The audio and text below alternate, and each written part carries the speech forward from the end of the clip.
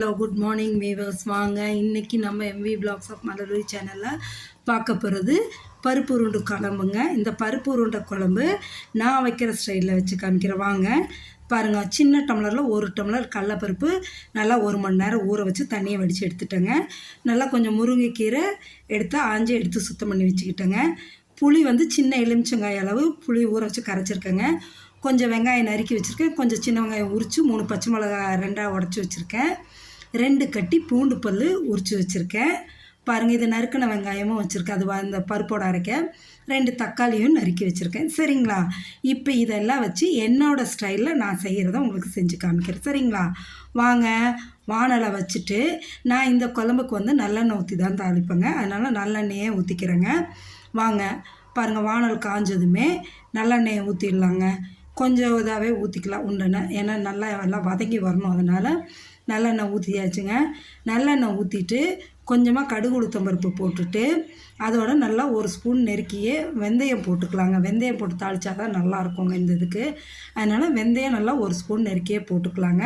கசக்காது, ஆனால் நல்லாயிருக்கும். இதுக்கு நல்லாயிருக்கும். போட்டு நல்லா இது பொரிஞ்சு வந்ததுமே நம்ம வெங்காயம் பச்சை மிளகா வச்சுருக்கோம் இல்லைங்க. சின்ன வெங்காயம் உரித்து, நான் அதை நறுக்க கிடையாதுங்க, குழம்புக்கு போடுறதுக்கு வதக்கிறதுக்கு அப்படியே உரித்து தான் வச்சுருக்கேன். அந்த வெங்காயம் பச்சை மிளகாயும் போட்டுட்டு உரித்த பூண்டில் பாதி பூண்டு பல்ல போட்டுருங்க. போட்டு இதை நல்லா வதக்குங்க. இது வதங்கி வரட்டும். மீதி பூண்டு பல் நம்ம பருப்பு அரைக்கிறதுக்கு தேவை, அதெல்லாம் வச்சுக்கலாங்க. இதில் போட்டு நல்லா வதக்கிடுங்க. வதக்கி இது வதங்கினதும் பாதி வதங்கி வந்ததுமே தக்காளியும் போட்டுடலாங்க. 2 தக்காளி நறுக்கி வச்சுருக்கேன் இல்லை பொடியாக, அதையும் போட்டுடலாங்க. போட்டு நல்லா வதக்குங்க. எந்த அளவு நம்மளுக்கு வதங்கி வருதோ அந்த அளவுக்கு டேஸ்ட்டாக நல்லாயிருக்குங்க. இது என்னோடய ஸ்டைலில் நான் செய்கிறதுங்க. நீங்களும் உங்கள் ஸ்டைலில் செய்வீங்க. தெரியாமல் உங்களுக்கெல்லாம் பருப்பு உருண்டை குழம்பு செய்ய தெரியாமல் இல்லைங்க. நான் என்னோடய ஸ்டைலில் செய்கிறத உங்களுக்கு காமிக்கிறேன். பாருங்கள். இதுக்கு கூட கொஞ்சம் மஞ்சத்தூள் போட்டுக்கோங்க.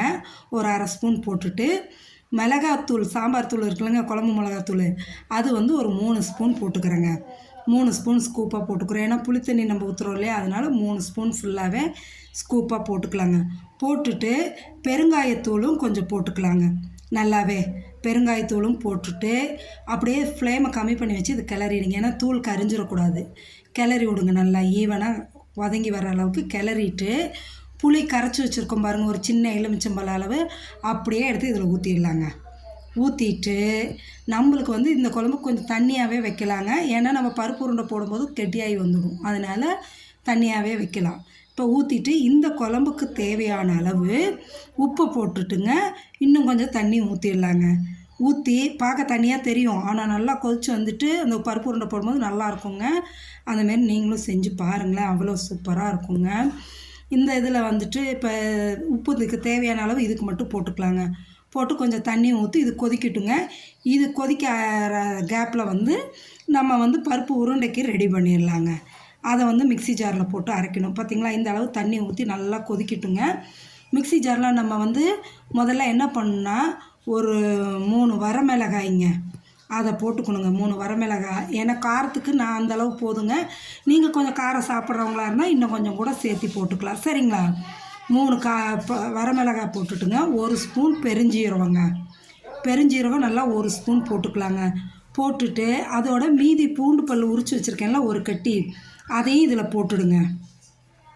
போட்டு நல்லா ஓட்டி எடுத்திங்கன்னா நல்லா அந்த கார்ன்ஃப்ளேக்ஸ் மாரி, இது சில்லி ஃப்ளேக்ஸ் மாரி நல்லா தூள் தூளாக வந்துடுங்க.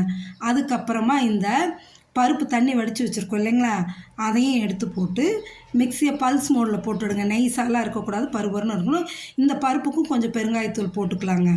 போட்டுட்டு கொஞ்சம் பல்ஸ் மோடில் போட்டு எடுத்தோம்னா குறகுறப்பாக தான் பாருங்கள், இந்த அளவுக்கு இருந்தால் போதுங்க. இப்படி இருந்தால் போதும்.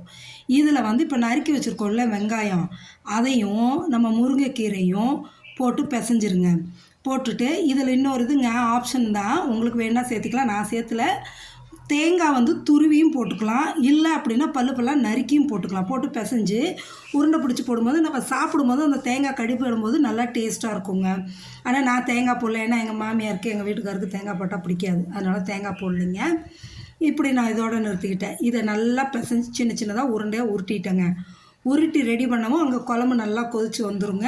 இந்த ஸ்டேஜில் நீங்கள் வந்து உப்பு காரம் கரெக்டாக இருக்கான்னு பார்த்துக்குங்க. ஏன்னா இந்த பருப்பு உருண்டைக்கு வந்து நம்ம அந்த பருப்புக்கு மட்டும் தேவையான 2 உப்பு போட்டிருக்கோம். இந்த குழம்புக்கு தனியாக போட்டிருக்கோம். சரியாக வருங்க. இப்போ இந்த அளவு இருக்குங்க. நல்லா கொதிச்சு வரணும். உப்பு காரம் சரியாக இருக்கான்னு பார்த்துக்குங்க. இப்போ நல்லா கொதிச்சிருச்சுங்க. இந்த அளவு இருந்தால் போதும். தண்ணி இந்த அளவு தண்ணியாக இருந்தால் தான் நம்ம பருப்பு உருண்டை போட்டு வேக சரியாக இருக்குங்க. இப்போ நம்ம உருண்டை உருட்டி வச்சுருக்கோம். நல்லா அழுத்தி பிடிச்சிக்குங்க. ஒன்றா எடுத்து உள்ளே போட்டுருங்க. போட்டு கிளறி எல்லாம் விடாதீங்க. அப்படியே விட்டுருங்க. அது தானாக அதை கிளறி விட்டிங்கன்னா உடஞ்சிடும். கிளறி விடாமல் அப்படியே ஒரு உருண்டையாக போட்டுருங்க. நல்லா வெந்து வந்துடும். உருண்டை இந்த பருப்பு உருண்டையை போட்டு ஒரு 5 நிமிஷம் விட்டாவே போதுங்க. நல்லா இதாகிடுங்க. உருண்டையும் வெந்துடும். குழம்பும் சூப்பராக இருக்குங்க. சிலர் வந்து இதை வந்து இட்லி பாத்திரத்தில் வச்சு வேக வச்சு எடுத்தும் போடுவாங்க. சிலர் எண்ணெயில் பொரிச்சும் போடுவாங்க. நான் இப்படி தான் செய்வேங்க. நல்லா சூப்பரான பருப்பு உருண்டை குழம்பு நல்லா இருக்குங்க. இப்படி செஞ்சு கொடுத்துட்டிங்கன்னா வேலையும் சீக்கிரம் ஆகிடும். குழம்பும் டேஸ்ட்டாக இருக்கும். இதை சாப்பிட்டா இன்னும் செஞ்சு கொடுக்க சொல்லி கேட்பாங்கங்க. நீங்களும் செஞ்சு சாப்பிட்டு பார்த்துட்டு எப்படி இருக்குன்னு சொல்லுங்கள். நம்ம வீடியோவை ஃபஸ்ட் டைம் பார்க்குறவங்களா இருந்தால் மறக்காமல் சப்ஸ்கிரைப் பண்ணுங்கள். ஆல்ரெடி சப்ஸ்கிரைப் பண்ணவங்களா இருந்தால் செஞ்சு பார்த்துட்டு எப்படி இருக்குன்னு சொல்லுங்கள். உங்கள் ஃப்ரெண்ட்ஸ் அண்ட் ரிலேட்டிவ்ஸ்க்கு ஷேர் பண்ணுங்கள். மறக்காமல் ஷேர் பண்ணிவிட்டு கட்டாயமாக இது எப்படி இருக்குன்னு எனக்கு கமெண்ட் செக்ஷனில் சொன்னீங்கன்னா தாங்க எனக்கு ஒரு மோட்டிவேஷனாக இருக்கும். அதுக்காக தான் சொல்கிறேன். பாருங்கள், சப்ஸ்கிரைப் பண்ணுங்கள். நம்ம வீடியோவை பார்த்துட்டு லைக் பண்ணுங்கள், ஷேர் பண்ணுங்கள். பாருங்கள், சூப்பராக தகன்னு மின்னுது பாருங்கள் பருப்பு உருண்டை குழம்பு. அவ்வளோ சூப்பரான குழம்புங்க. நீங்களும் செஞ்சு சாப்பிட்டு பார்த்துட்டு எப்படி இருக்குன்னு சொல்லுங்கள். இதுக்கு சைட் டிஷ்ஷாக சும்மா ஒரு முட்டை ஊற்றி மிளகு போட்டு எடுத்து வச்சுட்டேங்க. சாப்பிட நல்லாயிருக்கும்னு செஞ்சு பார்த்துட்டு சொல்லுங்கள். Okay, thank you viewers.